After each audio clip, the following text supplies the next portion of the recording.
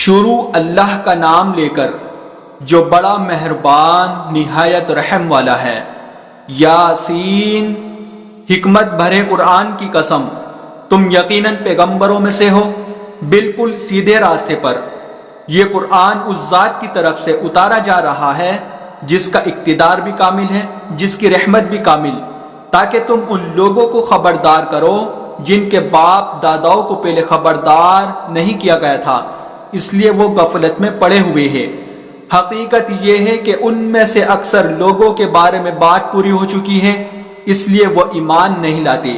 ہم نے ان کے گلوں میں توق ڈال رکھے ہیں جو ٹھوڑیوں تک پہنچے ہوئے ہیں، اور اس وجہ سے ان کے سر اوپر کو اٹھیرے گئے ہیں،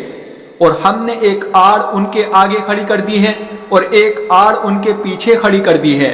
اور اس طرح انہیں ہر طرف سے ڈھانک لیا ہے، جس کے نتیجے میں انہیں کچھ سجائے نہیں دیتا۔ اور ان کے لیے دونوں باتیں برابر ہیں، چاہے تم انہیں خبردار کرو یا خبردار نہ کرو، وہ ایمان نہیں لائے گے۔ تم تو صرف ایسے شخص کو خبردار کر سکتے ہو جو نصیحت پر چلے اور خدا رحمان کو دیکھے بغیر اس سے ڈرے۔ چنانچہ ایسے شخص کو تم مغفرت اور باعزت اجر کی خوشخبری سنا دو۔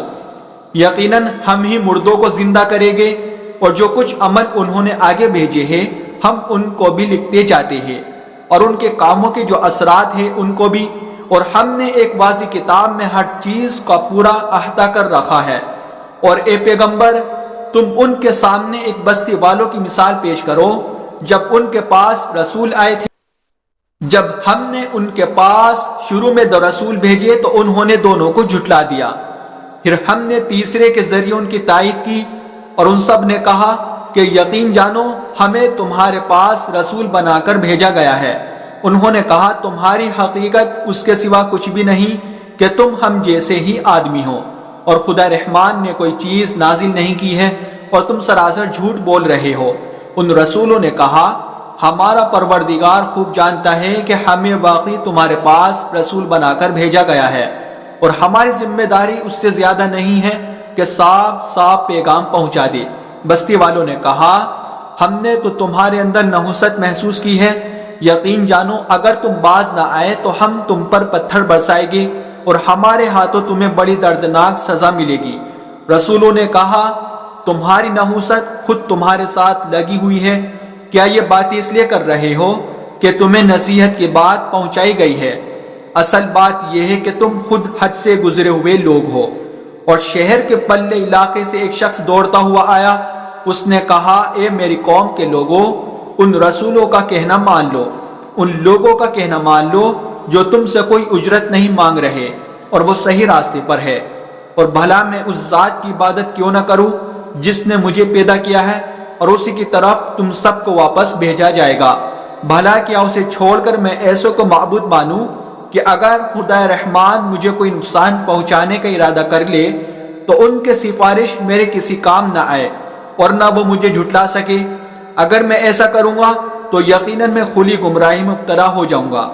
میں تو تمہارے پروردگار پر ایمان لا چکا، اب تم بھی میری بات سن لو۔ آخر کار بستی والوں نے اس کو قتل کر دیا، اور اللہ کی طرف سے اس سے کہا گیا کہ جنت میں داخل ہو جاؤ۔ اس نے جنت کی نعمتیں دیکھ کر کہا کہ کاش میری قوم کو معلوم ہو جائے کہ اللہ نے کس طرح میری بخشش کی ہے اور مجھے باعزت لوگوں میں شامل کیا ہے۔ اور اس شخص کے بعد ہم نے اس کی قوم پر آسمان سے کوئی لشکر نہیں اتارا، اور نہ ہمیں اتارنے کی ضرورت تھی، وہ تو بس ایک ہی چنگھاڑ تھی جس سے وہ ایک دم بجھ کر رہ گئے۔ افسوس ہے ایسے بندوں کے حال پر، ان کے پاس کوئی رسول ایسا نہیں آیا جس کا وہ مذاق نہ اڑاتے رہے ہو۔ کیا انہوں نے نہیں دیکھا کہ ان سے پہلے ہم کتنی قوموں کو اس طرح ہلاک کر چکے ہیں کہ وہ ان کے پاس لوٹ کر نہیں آتے، اور یہ جتنے لوگ ہیں ان سبھی کو اکٹھا کر کے ہمارے سامنے حاضر کیا جائے گا، اور ان کے لیے ایک نشانی وہ زمین ہے جو مردہ پڑی ہوئی تھی، ہم نے اسے زندگی عطا کی اور اس نے غلہ نکالا جس کی خوراک یہ کھاتے ہیں، اور ہم نے اس زمین میں کھجوروں اور انگوروں کے باغ پیدا کیے، اور انتظام ایسا کیا کہ اس میں سے پانی کے چشمے پھوٹ نکلے تاکہ یہ اس کی پیداوار میں سے کھائے، حالانکہ اس کو ان کے ہاتھوں نے نہیں بنایا تھا، کیا پھر بھی یہ شکر نہیں کرے گے؟ پاک ہے وہ ذات جس نے ہر چیز کے جوڑے جوڑے پیدا کیے،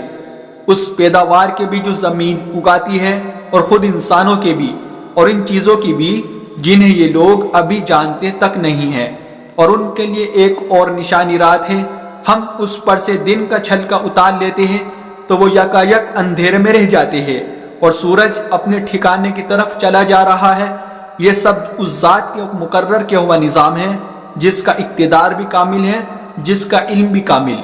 اور چاند ہے کہ ہم نے اس کی منزل ناپ تول کر مقرر کر دی ہے، یہاں تک کہ وہ جب ان منزلوں کے دورے سے لوٹ کر آتا ہے تو کھجور کی پرانی ٹہنی کی طرح پتلا ہو کر رہ جاتا ہے۔ نہ تو سورج کی یہ مجال ہے کہ وہ چاند کو جا پکڑے اور نہ رات دن سے آگے نکل سکتی ہے، اور یہ سب اپنے اپنے مدار میں تیر رہے ہیں۔ اور ان کے لیے ایک اور نشانی یہ ہے کہ ہم نے ان کی اولاد کو بھری ہوئی کشتی میں سوار کیا، اور ہم نے ان کے لیے اسی جیسی اور چیزیں بھی پیدا کی جن پر یہ سواری کرتے ہیں، اور اگر ہم چاہیں تو انہیں غرق کر ڈالے، جس کے بعد نہ تو کوئی ان کی فریاد کو پہنچے اور نہ ان کی جان بچائی جا سکے۔ لیکن یہ سب ہماری طرف سے ایک رحمت ہے اور ایک معین وقت تک زندگی کا مزہ اٹھانے کا موقع ہے جو انہیں دیا جا رہا ہے۔ اور جب ان سے کہا جاتا ہے کہ بچو اس عذاب سے جو تمہارے سامنے ہے اور جو تمہارے مرنے کے بعد آئے گا تاکہ تم پر رحم کیا جائے، تو وہ ذرا کان نہیں دھرتے، اور ان کے پروردگار کی نشانیوں میں سے کوئی نشانی ایسی نہیں آتی جس سے وہ منہ نہ موڑ لیتے ہو۔ اور جب ان سے کہا جاتا ہے کہ اللہ نے تمہیں جو رزق دیا ہے اس میں سے غریبوں پر بھی خرچ کرو، تو یہ کافی لوگ مسلمانوں سے کہتے ہیں کہ ہم ان لوگوں کو کھانا کھلائے جنہیں اگر اللہ چاہتا تو خود کھلا دیتا۔ مسلمانوں، تمہاری حقیقت اس کے سوا کچھ بھی نہیں کہ تم کھلی گمراہی میں پڑے ہوئے ہو، اور کہتے ہیں کہ یہ قیامت کا وعدہ کب پورا ہوگا؟ مسلمانوں بتاؤ اگر تم سچے ہو۔ دراصل یہ لوگ بس ایک چنگھاڑ کا انتظار کر رہے ہیں جو ان کی اجت بازی کے عین درمیان انہیں آ پکڑے گی، پھر نہ یہ کوئی وصیت کر سکے گے اور نہ اپنے گھر والوں کے پاس لوٹ کر جا سکے گے، اور سور پھونکا جائے گا تو یکایک یہ اپنی قبروں سے نکل کر اپنے پروردگار کی طرف تیزی سے روانہ ہو جائے گے۔ کہیں گے کہ ہائے ہماری کمبختی، ہمیں کس نے ہمارے مرکز سے اٹھا کھڑا کیا ہے؟ جواب ملے گا کہ یہ وہی چیز ہے جس کا خدا رحمان نے وعدہ کیا تھا اور پیغمبروں نے سچی بات کہی تھی، اور کچھ نہیں بس ایک زور کی آواز ہوگی جس کے بعد یہ سب کے سب ہمارے سامنے حاضر کر دیے جائے گی۔ چنانچہ اس دن کسی شخص پر کوئی ظلم نہیں ہوگا اور تمہیں کسی اور چیز کا نہیں بلکہ انہی کاموں کا بدلہ ملے گا جو تم کیا کرتے تھے۔ جنت والے لوگ اس دن یقیناً اپنے مشغلے میں مگن ہوگے، اور وہ ان کی بیویاں گھنے سایوں میں آرام دانشتوں پر ٹیک لگائے ہوئے ہوگے۔ وہاں ان کے لیے میوے ہوگے اور انہیں ہر وہ چیز ملے گی جو وہ منگوائے گے۔ رحمت والے پروردگار کی طرف سے انہیں سلام کہا جائے گا، اور کافروں سے کہا جائے گا کہ اے مجرموں، آج تم مومنوں سے الگ ہو جاؤ۔ اے آدم کے بیٹو، کیا میں نے تمہیں یہ تاکید نہیں کر دی تھی کہ تم شیطان کی عبادت نہ کرنا، وہ تمہارا خدا دشمن ہے، اور یہ کہ تم میری عبادت کرنا، یہی سیدھا راستہ ہے۔ اور حقیقت یہ ہے کہ شیطان نے تم میں سے ایک بڑی خلقت کو گمراہ کر ڈالا، تو کیا تم سمجھتے نہیں تھے؟ یہ ہے وہ جہنم جس سے تمہیں ڈرایا جاتا تھا، آج اس میں داخل ہو جاؤ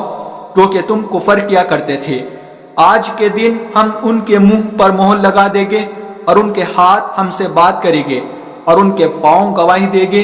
کہ وہ کیا کمائی کیا کرتے تھے۔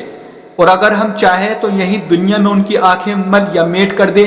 پھر یہ راستے کی تلاش میں بھاگے پھرے، لیکن اور اگر ہم چاہیں تو ان کی اپنی جگہ پر بیٹھے بیٹھے ان کی صورت اس طرح مسخ کر دے کہ یہ نہ آگے بڑھ سکے اور نہ پیچھے لوٹ سکے۔ اور ہم جس شخص کو لمبی عمر دیتے ہیں اسے تخلیقی اعتبار سے الٹ ہی دیتے ہیں، کیا پھر بھی انہیں عقل نہیں آتی؟ اور ہم نے اپنے ان پیغمبروں کو نہ شاعری سکھائی ہے اور نہ وہ ان کی شایان شان ہیں، یہ تو بس ایک نصیحت کی بات ہے اور ایسا قرآن جو حقیقت کو کھول کھول کر بیان کرتا ہے تاکہ ہر اس شخص کو خبردار کرے جو زندہ ہو، اور تاکہ کفر کرنے والوں پر حجت پوری ہو جائے۔ اور کیا انہوں نے یہ نہیں دیکھا کہ ہم نے اپنے ہاتھوں کی بنائی ہوئی چیزوں میں سے ان کے لیے موشی پیدا کیے اور یہ ان کے مالک بنے ہوئے ہیں، اور ہم نے ان مویشیوں کو ان کے قابو میں دے دیا ہے، چنانچہ ان میں سے کچھ وہ ہے جو ان کی سواری بنے ہوئے ہیں اور کچھ وہ ہے جنہیں یہ کھاتے ہیں، نیز ان کو ان مویشیوں سے اور بھی فائدہ حاصل ہوتے ہیں اور پینے کی چیزیں ملتی ہیں، کیا پھر بھی یہ شکر نہیں بجا لائیں گے؟ اور انہوں نے اللہ کو چھوڑ کر اس امید پر دوسرے خدا بنا رکھے ہیں کہ انہیں ان سے مدد ملے، حالانکہ ان میں یہ طاقت ہی نہیں ہے کہ ان کی مدد کر سکے، بلکہ وہ ان کے لیے ایک ایسا مخالف لشکر بنے گے جسے قیامت میں ان کے سامنے حاضر کر لیا جائے گا۔ غرض اے پیغمبر، ان کی باتیں تمہیں رنجیدہ نہ کرے، یقین جانو ہمیں سب معلوم ہے کہ یہ کیا کچھ چھپاتے اور کیا کچھ ظاہر کرتے ہیں۔ اور کیا انسان نے یہ نہیں دیکھا کہ ہم نے اسے نطفے سے پیدا کیا تھا، پھر اچانک وہ خلم کھلا جھگڑا کرنے والا بن گیا؟ ہمارے بارے میں تو باتیں بناتا ہے، خود اپنی پیدائش کو بھلا بیٹا ہے، کہتا ہے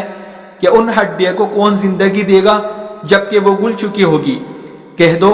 کہ ان کو وہی زندگی دے گا جس نے انہیں پہلی بار پیدا کیا تھا، اور وہ پیدا کرنے کا ہر کام جانتا ہے۔ وہی ہے جس نے تمہارے لیے سرسبز درخت سے آگ پیدا کر دی ہے، پھر تم ذرا سی دیر میں اس سے سلگانے کا کام لیتے ہو۔ بھلا جس ذات نے آسمان اور زمین کو پیدا کیا ہے، کیا وہ اس پر قادر نہیں ہے کہ ان جیسوں کو دوبارہ پیدا کر سکے؟ کیوں نہیں، جبکہ وہ سب کچھ پیدا کرنے کی پوری مہارت رکھتا ہے۔ اس کا معاملہ تو یہ ہے کہ جب وہ کسی چیز کا ارادہ کر لے تو صرف اتنا کہتا ہے کہ ہو جا، بس وہ ہو جاتی ہے۔ اس کا معاملہ تو یہ ہے کہ جب وہ کسی چیز کا ارادہ کر لے تو صرف اتنا کہتا ہے کہ ہو جا، بس وہ ہو جاتی ہے۔ غرض پاک ہے وہ ذات جس کے ہاتھ میں ہر چیز کی حکومت ہے، اور اسی کی طرف تم سب کو آخر کار لے جایا جائے گا۔